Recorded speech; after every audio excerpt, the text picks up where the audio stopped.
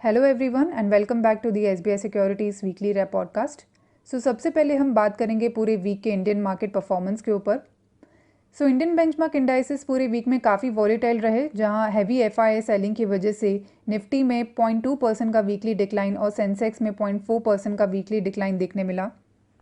और इसी के अगेंस्ट डीआईआई सपोर्ट के कारण ब्रॉडर मार्केट्स में काफ़ी अच्छा आउट परफॉर्मेंस देखने मिला है, जहां बीएसई मिड कैप इंडेक्स ने 1.1% का गेंस और बीएसई स्मॉल कैप इंडेक्स ने 1.2% का वीकली गेंस दिया है। During the week cash market में एफआईएस ने नेट सेल किया है 32,060 करोर्स एंड डीआईएस ने नेट बाय किया है 27,633 crores. Talking about the key events during the week, तो आरबीआई मॉनेटरी पॉलिसी मीटिंग का आउटकम काफ़ी इनलाइन रहा with expectations, where the repo rate has remained unchanged and the stance has been change to neutral from withdrawal of accommodation.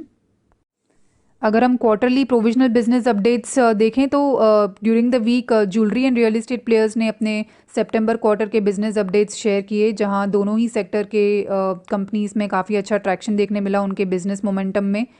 Due to the cut in the import duty on gold, jewellery companies saw good traction during the quarter. IT sector में TCS and Tata Elxsi ने अपने quarter two numbers share किए, जहां दोनों ही companies के numbers and near term outlook subdued रहे हैं।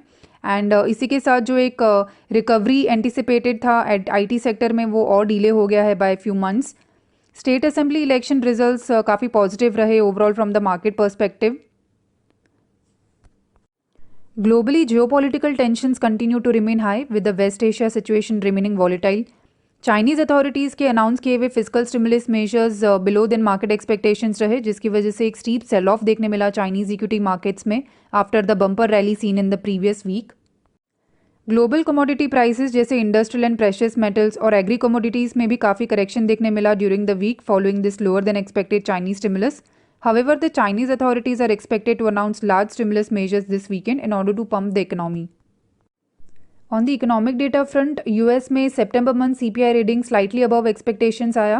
So on a month-on-month basis, US CPI 0.2% से grow हुआ against the expectation of 0.1%, और year-on-year basis में 2.4% का growth देखने मिला against the expectation of 2.3%.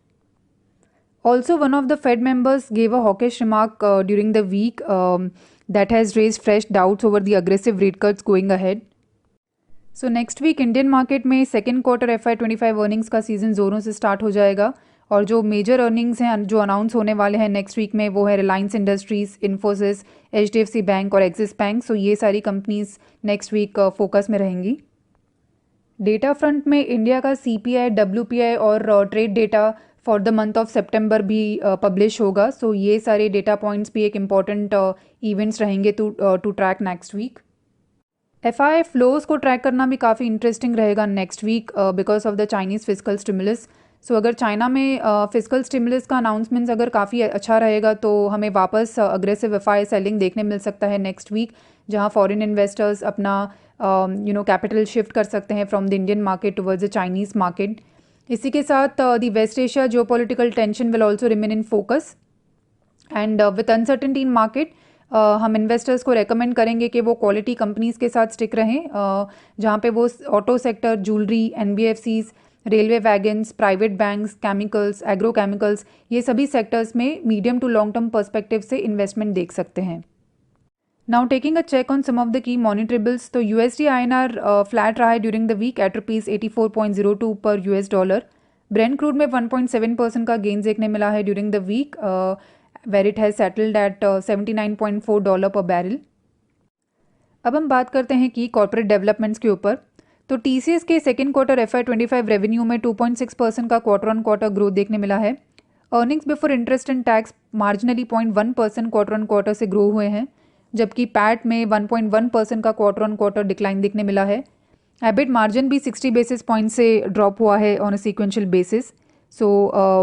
TCS के नंबर्स काफ़ी सबड्यूड रहे हैं। टाटा एलेक्सीज के सेकेंड क्वार्टर FY25 रेवेन्यू में 3.1% का सीक्वेंशियल ग्रोथ देखने मिला है। एबिटा इन पैट में 5.6% और 24.6% का क्वार्टर ऑन क्वार्टर ग्रोथ रहा। एबिटा मार्जिन भी 20 बेसिस पॉइंट से ग्रो हुआ है on a sequential basis.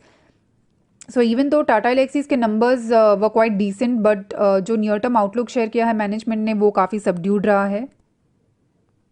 Bank of Maharashtra's second quarter gross advances have grown 19% year-on-year at rupees 2.2 trillion. Deposits have grown 15% year-on-year at rupees 2.8 trillion. CASA has stood at rupees 1.4 trillion, which is a growth of 12% on a year-on-year basis. So bank of Maharashtra के numbers काफ़ी positive रहे हैं. इसके अलावा Nuvoco Vistas corporation को preferred bidder declare किया गया for 3 limestone blocks इन राजस्थान, जिसका टोटल एरिया 41.37 हेक्टर्स है और टोटल लाइमस्टोन रिजर्व्स जो हैं उन 3 लाइमस्टोन ब्लॉक्स में वो 28.43 मिलियन टन्स का है. सो पॉजिटिव है न्यूवोको विस्टास कॉर्पोरेशन के लिए लॉन्ग टर्म में. प्रीमियर एनर्जीज ने अग्रीमेंट साइन किया विद ब्राइट नाइट इंडिया के साथ for supply of 173.35 megawatts of solar modules. So again positive for Premier Energies in short to medium term. Talking about some of the major order inflows which have been seen in the case of companies last week. So L&T को राष्ट्र chemicals and fertilisers से 1000 crore rupees का order मिला है, जिसका execution time Spain 27 months है. NBCC India को Gondwana university से 1000 करोड़ रुपीस का ऑर्डर मिला है और वेल्सपन इंटरप्राइजेस को बृहन मुंबई म्यूनसिपल कॉर्पोरेशन से 1989 करोड़ रुपीस का ऑर्डर मिला है. तो ये तीनों ही कंपनीज के लिए शॉर्ट टू मीडियम टर्म के पर्सपेक्टिव से पॉजिटिव है. कि कॉर्पोरेट एक्शंस जो रहने वाले हैं नेक्स्ट वीक, वो देखने के लिए आप हमारा वीकली रैप रिपोर्ट रेफर कर सकते हैं. The link to view the report is shared in the description box below and the same is also available on our website. This was all about the weekly market podcast. Thank you everyone for listening. Investment in securities market are subject to market risks. Read all the related documents carefully before investing.